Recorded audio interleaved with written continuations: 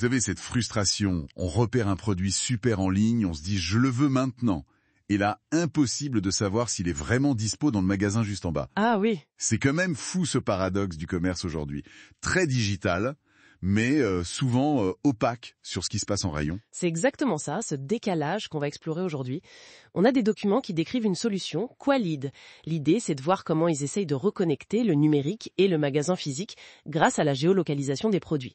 En fait, le problème central, c'est cette rupture entre le désir du produit et sa présence réelle, là, tout de suite. D'accord. Alors, parlons de ce paradoxe du retail. Même avec toutes ces stratégies omnicanales, celles qui veulent fluidifier le parcours web-magasin, le consommateur il reste souvent dans le flou. Ce produit précis, il est en stock ou pas?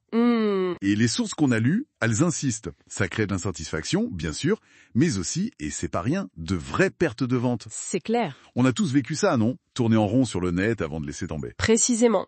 Et les outils comme Google, par exemple, ils sont excellents pour trouver des magasins, des lieux. Oui. Mais pour savoir où est ce produit spécifique en stock, là ça coince. Il manque ce lien direct produit-disponibilité locale. Surtout quand on parle des revendeurs indépendants, qui sont hyper importants. C'est vrai, Google Maps, ça montre la boutique, quoi, mais pas ce qu'il y a vraiment dedans à l'instant T. D'accord. Et c'est là qu'intervient Qualid, que les documents présentent comme un connecteur intelligent. L'idée, c'est donc de recréer ce lien. C'est ça. L'objectif, c'est d'associer chaque produit à sa disponibilité réelle dans un magasin précis identifié. Et le point clé, c'est la mise à jour quasi instantanée. Les sources parlent de une visibilité en 10 secondes. Ah oui, 10 secondes, c'est rapide. C'est crucial pour capter l'intention d'achat immédiate, vous savez, quand on est en déplacement avec son mobile.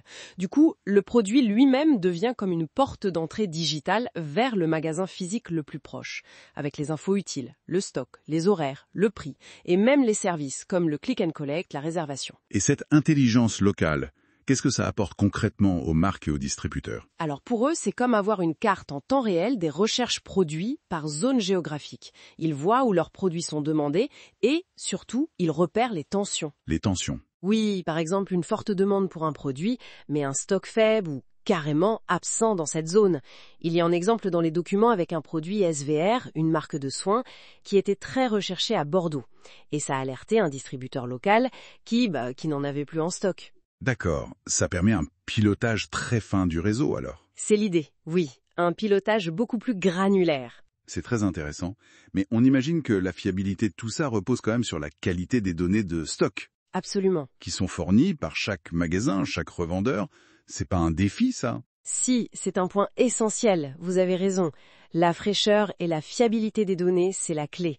La solution semble intégrer des outils pour que les revendeurs puissent gérer ça plus facilement. Mais pour le client final, en tout cas, la promesse est claire, une expérience bien meilleure. C'est-à-dire? Une recherche simplifiée, texte, voix, même avec une image ou en scanant un produit. La quasi-certitude de trouver ce qu'on cherche à proximité. Et puis un parcours d'achat plus fluide, jusqu'à la récupération, avec même un click and collect unifié pour plusieurs enseignes si besoin. Un peu le meilleur des deux mondes en fait. C'est ça, la facilité du e-commerce, mais avec la rapidité et l'immédiateté du local. Et pour les revendeurs eux-mêmes, au-delà de gérer les stocks, quels sont les avantages?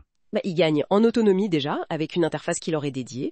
Ils gagnent aussi en visibilité locale, grâce à une sorte de fiche produit locale.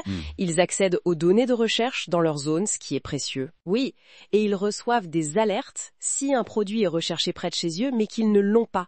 C'est présenté comme une solution assez complète pour eux. Marketing local, catalogue, aide à la vente et même un petit outil de gestion client, un CRM léger comme on dit. D'accord. Et les marques peuvent leur fournir cet outil pour les aider. Donc si on résume pour les marques, ça veut dire meilleure visibilité de leurs produits en magasin. Exactement. Moins d'abandon d'achat parce que le client est sûr de trouver le produit. Tout est fait. Et une capacité à générer du trafic vraiment qualifié vers les points de vente physiques. Ce fameux drive to store devient plus concret. Oui, avec en plus un suivi possible des ventes et des comportements par zone. Logique. Donc en synthèse, Qualid, ce n'est ni juste une marketplace de plus, ni un simple moteur de recherche. C'est vraiment ce connecteur intelligent. Il fait le lien entre le produit, la marque, le distributeur et le client. Comment?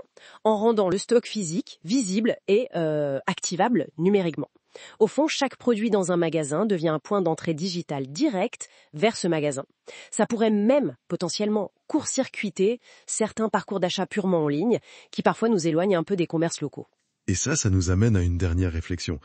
Si trouver un produit devient aussi fluide entre le digital et le physique, si cette transparence s'installe, comment ça pourrait influencer plus profondément, pas seulement nos achats, mais peut-être notre rapport global au commerce de proximité? Est-ce que ça pourrait redynamiser l'économie locale d'une nouvelle manière?